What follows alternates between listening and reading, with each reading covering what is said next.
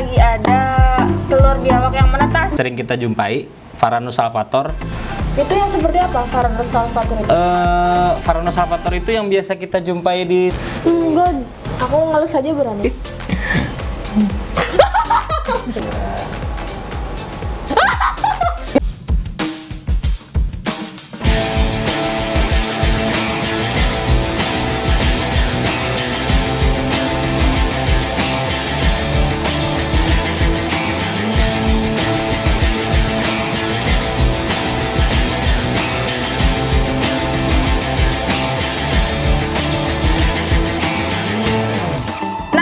Kita sudah sampai di rumah Bang Mehmet, salah satu anggota dari komunitas 1000 Sungai Reptil. 1000 Sungai Reptil.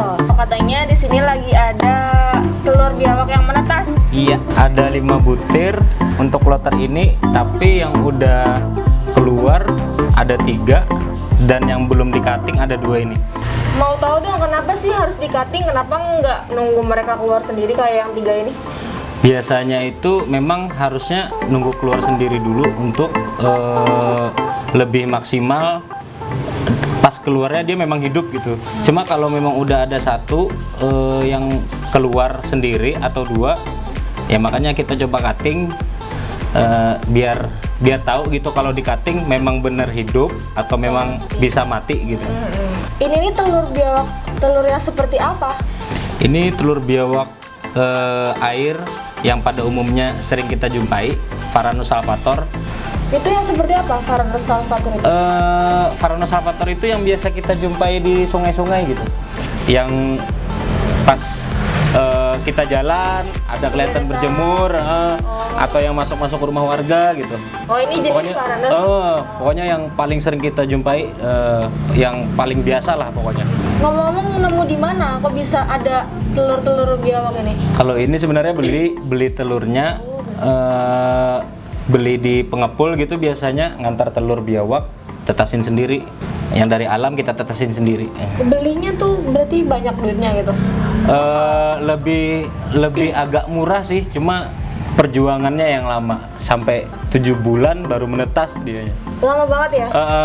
Ada yang sampai 8 atau 9 bulan gitu.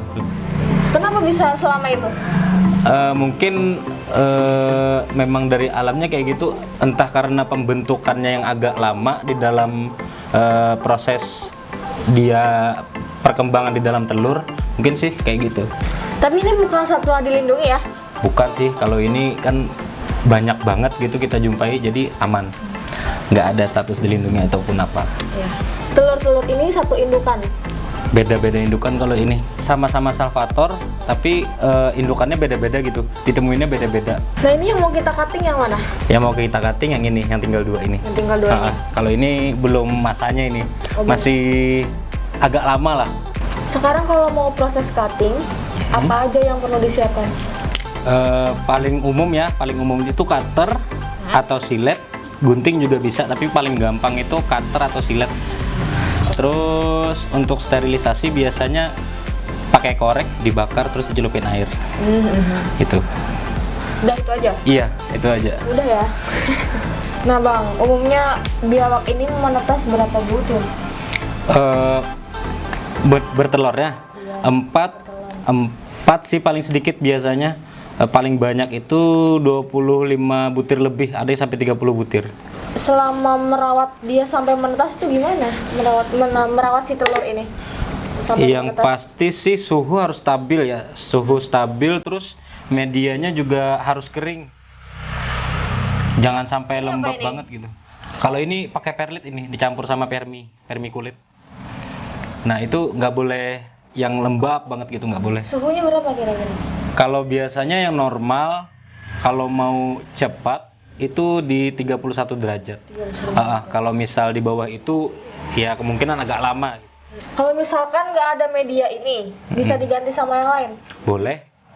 Biasanya untuk media pengganti pakai pasir bangunan juga bisa. Pasir bangunan?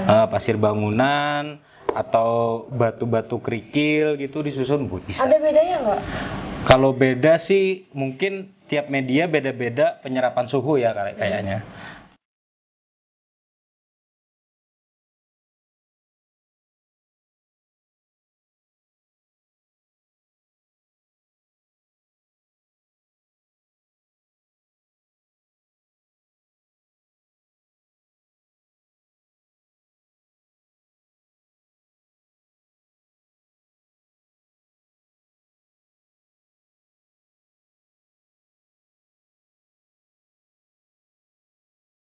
Bang, ini di cuttingnya selebar apa? Kalau cutting ini sih kira-kira aja aslinya. Semana dia bisa keluar aja. Gitu, udah cukup. Biasanya sih dibikin lingkaran agak elips. Heeh. Baru udah pas gitu Berarti biasanya. nggak ada batasan ya? Cuma kalau bisa jangan sampai setengah telur gitu. Kenapa? Kalau setengah telur malah beleberan ininya lendirnya. Nah, ini hasilnya gimana? Dia hidup? Hidup sih. Ini dicolok pakai cotton bud tadi dicolek-colek pakai cotton bud dia gerak. Dia gerak. Oh, kalau gerak artinya hidup. Iya benar. Terus ini kalau udah selesai cutting, nunggu waktunya berapa lama sampai dia keluar?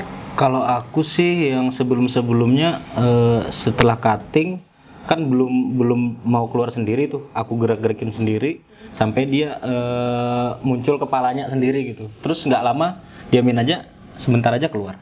Habis itu, Nah Bang, biasanya telur biawak ini munculnya tuh kapan waktunya? Biasanya biawak itu bertelur di kisaran mau akhir tahun gitu, mau masuk penghujan kayaknya. Musim penghujan.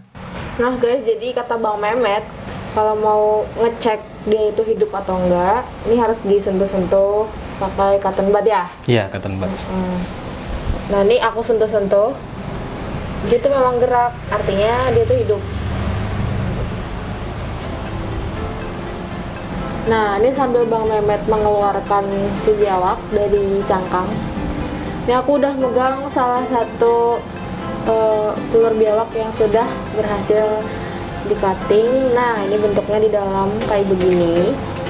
Nah ini ada bagian kepalanya nih, matanya kelihatan, terus ada juga kakinya di dalam, terus ekornya tuh melilit badan, warnanya hitam putih. Nah aku coba sentuh ya bagian ekornya. Nah dia gerak tuh dia gerak. Nah ekornya naik. Terus ada juga yang udah keluar dari cangkang nih sini. Nah itu masih ada apanya sih mas? Ekiok namanya. Ekiok. Itu masih ada ekioknya. Dia kapan dia bisa lepas tuh? Biasanya ada yang sampai 2 minggu baru kering terus lepas gitu. 2 minggu.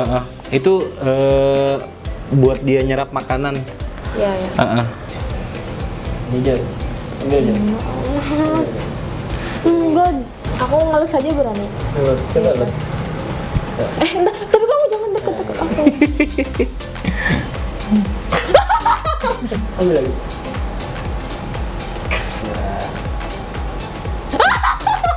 Nah itu tadi kita udah lihat kan proses cara menetaskan telur-telur biawak, apa sih proses cuttingnya sama Bang Mehmet. Jadi makasih Bang udah mengizinkan kami Banjarmasin Pos melihat proses cutting ya buat belajar kita. Oke, sekali lagi ini yang masih dalam telur ya, dalam cangkang. Terus ini yang masih di cutting, lalu ini yang sudah keluar. Nanti jatuh.